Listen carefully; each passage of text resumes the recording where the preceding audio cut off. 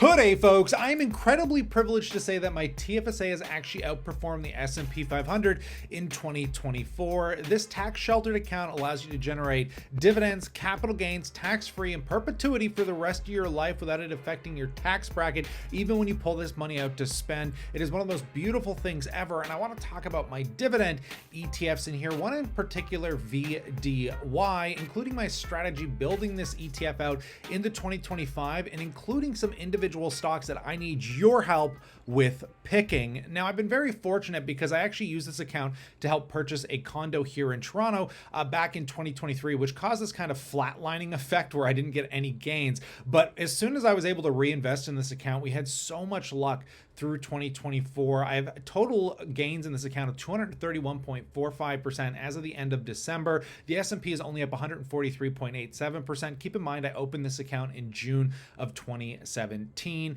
It is beautiful to see the growth, and I'm glad and so privileged to just share it with you guys and get your opinions around my investments. Now, taking a look at the TFSA itself, guys, the way I have it structured right now is it's mostly split into US stocks, and I've only recently really started to scale up my VDY position through probably summer of last year. I've got about 52,000, 53,000 sitting in VDY as it stands today, and we just got a juicy dividend check. I got about $180, which we'll take a look at in a moment, but right now a lot of my money is in the US market. Some small cap plays like Aduro, which is technically a Canadian company, Google, the S&P 500, a lot of growth stocks right now, and a lot of indexes are struggling, and I think it's on the back of maybe perhaps some political drama, which we're not going to get into on this channel, but it never stops me from investing, right? So basically what I want to do is focus on the Canadian markets for a good chunk of 2025 as I look to try to build out my dividend income up to about $10,000 annually. These are the total accounts between my RRSP, TFSA, and my corporate investment account, all combined being worth around $348,000 today.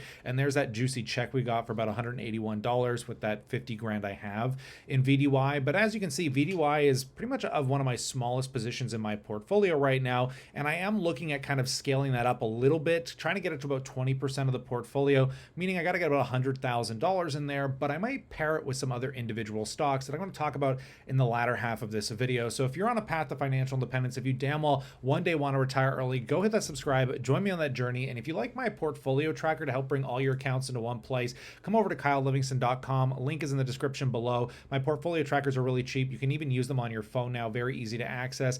Check out my courses if you want to chat one-on-one or join my chat groups as well. Feel free to check out those products. But let's get right into it. VDY till I motherfucking die, baby. My favorite Canadian dividend ETF, and I want to break it down because a lot of you had some questions around it. So we're just going to kind of dive into the features of this ETF, and then we'll talk a little bit more in depthly about some of my strategies. This is one of the lowest fee monthly paying ETFs, which I love at 0.22%, falls right in line with anything under half a percentage point. I really don't like paying over half a percentage point in fees. And if you wipe that 0.22% management fee off the dividend, you're getting just over 4%, which is distributed monthly. If we take a look at the returns so far since inception, you've seen absolutely astounding returns of $31,000 for a $10,000 investment just over a decade ago. This ETF is still relatively new for Vanguard, but we can also see over the last 5 years, $10,000 investments turned into $17,747. And this is just before the pandemic. I mean, if you picked up some of those pandemic lows, you absolutely crushed it. And this was an ETF that I owned before we purchased our condo here in Toronto. And when I started rebuilding my accounts, I was more growth oriented, really looking at broader based US ETFs. But now I'm kind of getting back to that place where our portfolios are scaling between the wife and I, and we're really looking to continue to build out some income and diversify our combined portfolios. And if we take a look at the holdings as it stands today, this is a highly concentrated portfolio, which is why I don't recommend making it, a top weighting in your accounts. Like I wouldn't make this a 50+% weighting because you'd be primarily sitting in Royal Bank that makes up 15% of the entire ETF. In fact, the top 10 holdings make up about 60% of this ETF. So you really want to keep that in mind when you're buying this and your strategy to implement it into your own portfolio, if it's something that interests you, not as financial advice, of course. But what I've been looking at is the lower weightings to see if there's any stocks in here that have high yields that I wouldn't mind buying on an individual basis to kind of weight them up a little bit. And we're going to talk about some of those in a sec because some of the ones I want to buy aren't on this list, but there's one that I'm sure you're well aware of that I definitely want to be buying here, I think, relatively soon. However, if we take a look at the dividends themselves, guys, another reason I love this ETF is of most Canadian dividend ETFs, this has had some of the fastest compounded growth because of those upper weighted Canadian dividend stocks that sit in there like Royal Bank and TD and Enbridge. But we can see from a decade ago, they were paying anywhere from 5 to 7 cents a month, maybe a peak of around 8, whereas today we're getting peaks of like, a really decent 19, 21 cents, seems to fluctuate between 18 and 21. So we've seen a really good compounded growth over 10 years. The 5-year growth rate has been about 7.81%, which is incredible in my opinion. If we compare it to something like XDIV or XEI, which are two other really great Canadian dividend ETFs, the reason I love VDY is because it outperforms these ETFs from a capital return standpoint. And if we take a look at the dividend growth, basically XDIV is only growing at about 7.12%, and basically XEI is growing at 7.38%, just slightly underperforming VDY's 7.81%, which really shows you a passively weighted ETF that weights stocks based off market cap will actually typically outperform. I mean, Vanguard has proven this time and time again. It is one of my favorite passive strategies that I get through these ETFs, which I totally think is worth that incredibly low expense ratio. But this doesn't give you the total market that you might want exposure to. If you're into tech stocks, you're definitely not getting anything like Shopify or Constellation Software. If you're into higher yielding stocks, you're definitely underweighting some of the best dividend stocks that are on discount today. And I want to talk about them with your assistance. There's 3 primary stocks that I'm looking at in the Canadian markets that I would like to add to this VDY ETF. One that I'm very tempted right now to buy, and I know a lot of people in my chat group have been very aggressive with this, is TELUS, trading for around $20 today, outpacing the S&P by bumping up 2.37%. But over those 5-year marks, we've seen a massive decline thanks to restructuring costs, thanks to the higher interest rate environment. There's actually almost a 1-to-1 correlation between when interest rates started to rise and TELUS stock starting to drop from that peak. But we are now reverting as Canadian, the Bank of Canada continues to cut rates relatively aggressively. And hopefully the return of TELUS will soon follow the return of their earnings per share, because this company does go through ebb and flow. And we're definitely on the flow side of that ebb, if that makes any damn sense. But yeah, the revenues have still been pretty strong on the back of a weaker telecom market, which is great to see. But if we take a look at the earnings per share, we know that this has been absolutely decimated. Keep in mind, this does not include depreciation and amortization costs, because that would dramatically increase the earnings. But we are seeing what I told you guys to pay attention to, which is a bottom in earnings. Because now that we've seen this massive decline and a leveling off, I'm very, I'm speculating to think that the return is going to be a slow trickle back to the upside, at which the stock should follow. I'm also speculating we'll see more buying come in for people that were tax loss harvesting. Do you guys think I should add TELUS to my portfolio today? I really want to get your votes, because I am looking at 2 other stocks, one trading at a discount being Canadian National Railway, which isn't weighted in VDY, but has been a very stable performer and a faster dividend grower than some of the stocks that sit within VDY. So I'm looking at stocks that can offer me a much higher starting yield, like TELUS paying 8%.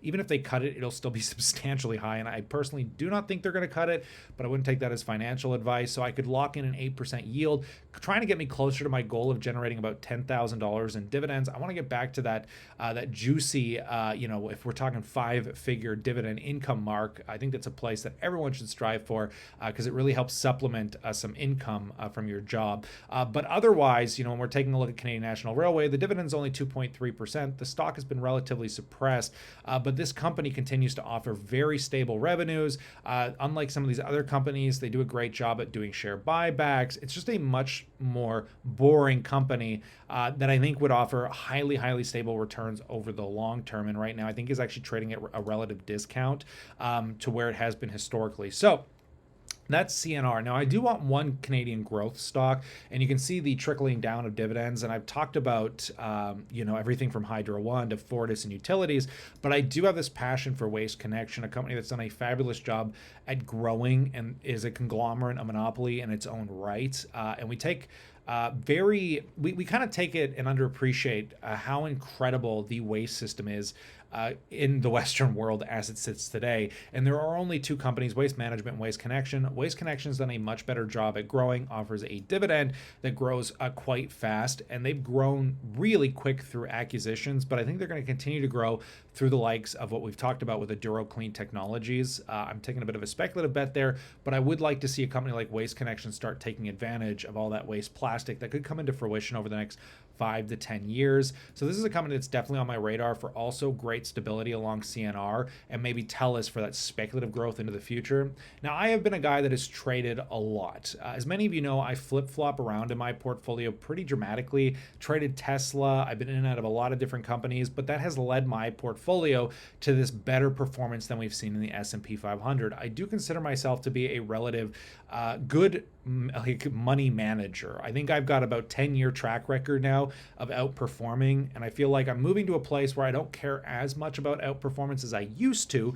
Obviously, I'm going to continue to try to outperform, which is why I concentrate my portfolio so much. But as I told you, I'm moving to a place of preservation. As my wife and I passed that 7-figure mark last year, we both have very stable jobs. We're only 32 years old, and we really don't have to touch our portfolios anymore to end up in an incredible place 10, 20, 30 years from now with the runway that we currently have ahead of us. So I'm looking at, again, which is why I switched mostly to ETFs at this point, but I'm looking to build that forever portfolio, a portfolio that I no longer plan on trading. I'm giving up on the idea of just constantly trading in and out of certain stocks. I'm looking at, again, building out stable ETFs to carry most of my weighted portfolio, but again, looking to inch out some really incredible higher yields, some higher growth expectations with stocks like Google, perhaps TELUS, Canadian National Railway, and Waste Connections. And I still will always have that place in my heart for small cap companies like Aduro, where I'll continue to try and trade around, which you guys will follow on this channel, I'm sure. But this is kind of where my thinking's at coming into 2025, and I'd love to know what you think about my portfolio. I do take your guys' opinions